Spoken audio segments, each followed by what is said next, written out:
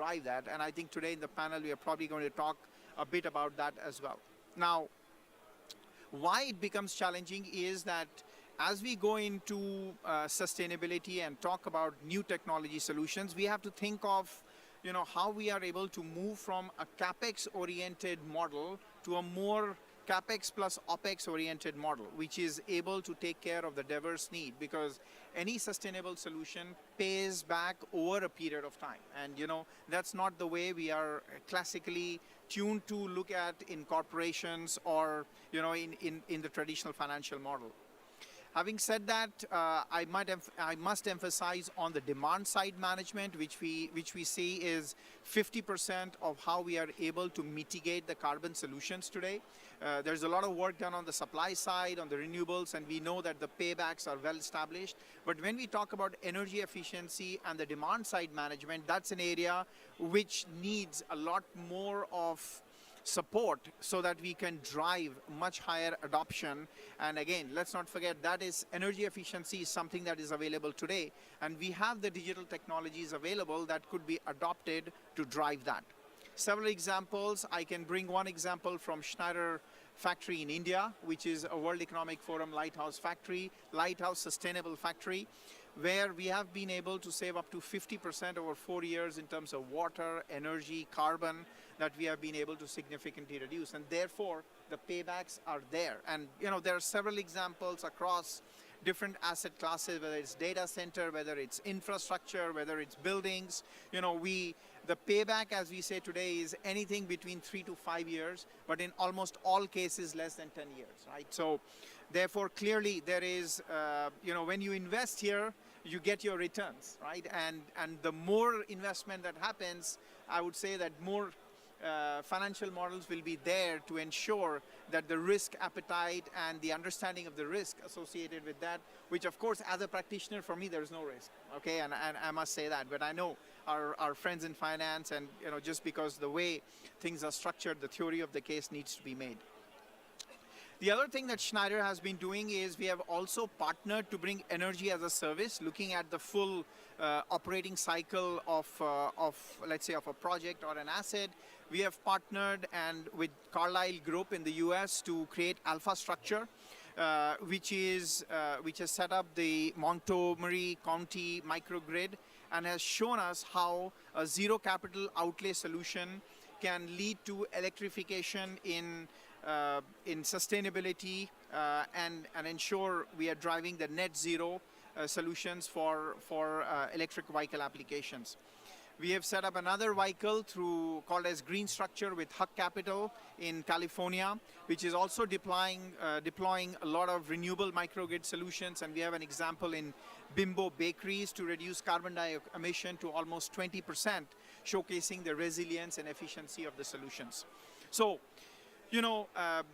this is where I would say that some of the examples of innovative solutions that we've done.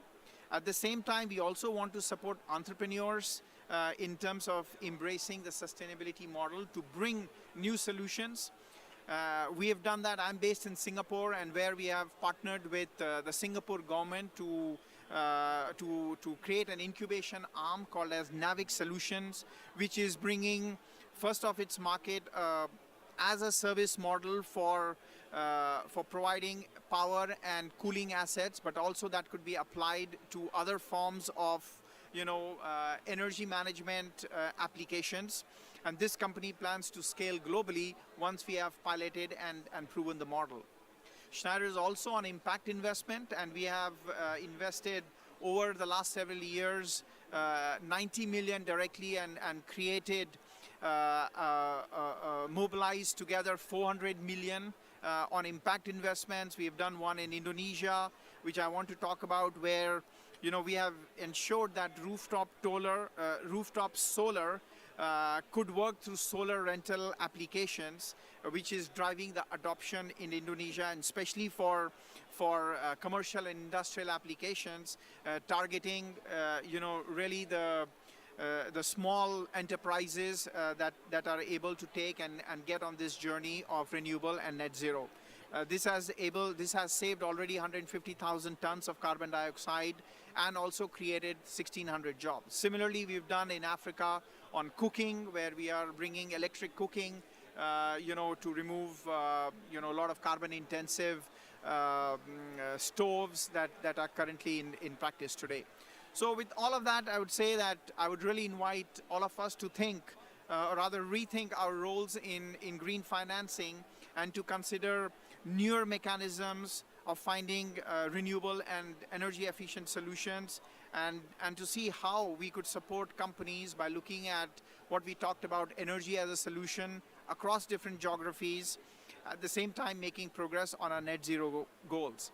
Let's remember that if we have to achieve the 1.5-degree pathway, then 2030 is the first milestone that we need to reduce by 50%. And what it means is, with the pace at which we are doing, we need to accelerate that 3 times more in these 6 years than what we have done as we reach the 50% mark of this decade.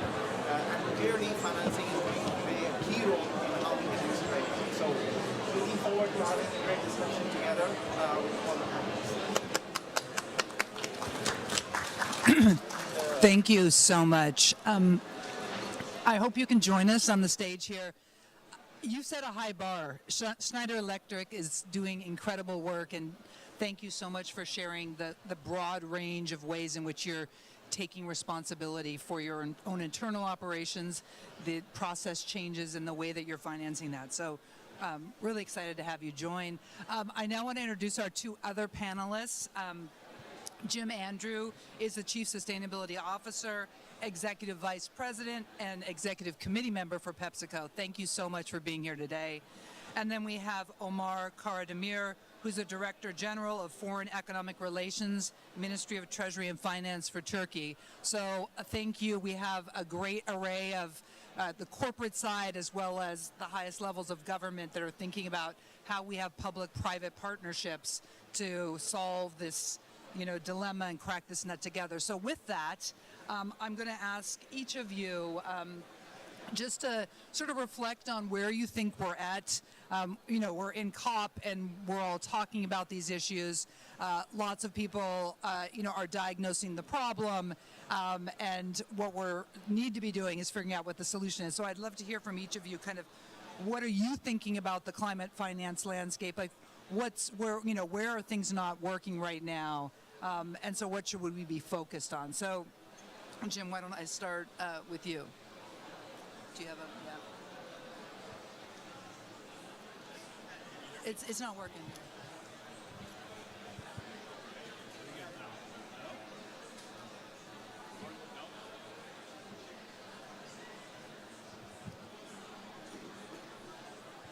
It works? Maybe you take this one. You hear me? All right. Good? I have the only working microphone. That is true power. Great. No, thank you very much, and a real pleasure to be here. As PepsiCo, many of you may know us for our beverages, but we're actually a much larger food company, and we're active around the world, 200 countries and territories, and we have a network of about 1,000 facilities. Many have Schneider equipment, and many are in Turkey. So very pleased to be with this panel. I think there's a couple of issues as we've looked at financing for sustainability and the things that we're talking about here at COP. And let me just highlight 2 of them. The first I would say is it's hard to combine and align 3 things that, at least from a corporate standpoint, are really important. The first is sustainability targets. We set targets, we have those, we publish those, and everybody else does too. Those are linked to corporate sustainability projects, and ultimately for us, because we're a very large agricultural company, landscape approaches. So we work with many other companies in a given landscape because of the agriculture. They use the same water, they're in the same area. That's a very hard combination of things to actually align, let alone finance. So that's one real big issue. The second is, I think, more of a societal issue, which is there's a lot of places, and I've heard it a lot the last few days here at COP, where there's really not alignment. There's not alignment on who bears the costs of any of these transitions. Everybody knows it's everybody else but them. So how does that alignment work? And then the second is risk. And without alignment on who's going to bear risk, it tends to get pushed down the chain, which means it often stops with, if I take the agricultural world again, the smallholder farmer, who in most cases is the least prepared to be able to deal with the risk. And so I think those are two big areas where financing is not yet fit for purpose, if I might.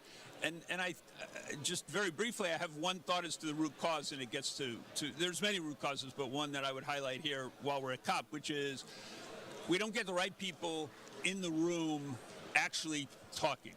There's lots of meetings going here where we have businesses or we have NGOs or where we have governments. Very rarely do we have all three groups on an ongoing, regular basis. And so as countries, and obviously there's some notable exceptions, but as countries put together their NDCs or their NCPs, their plans, I think it's critical that private enterprise and the financiers be at the table, and they need to be at the adult table, not the kids' table in the other room, because they're the ones, in the case of the private sector, we provide the commercial signal into those plans. So let me stop there and pass the microphone as well as the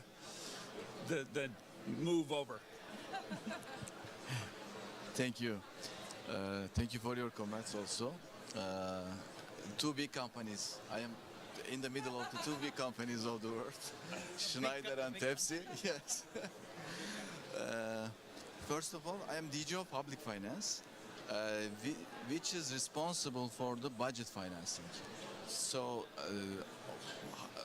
what are budget expenditures? We are paying salaries, transfers, social transfers, investment.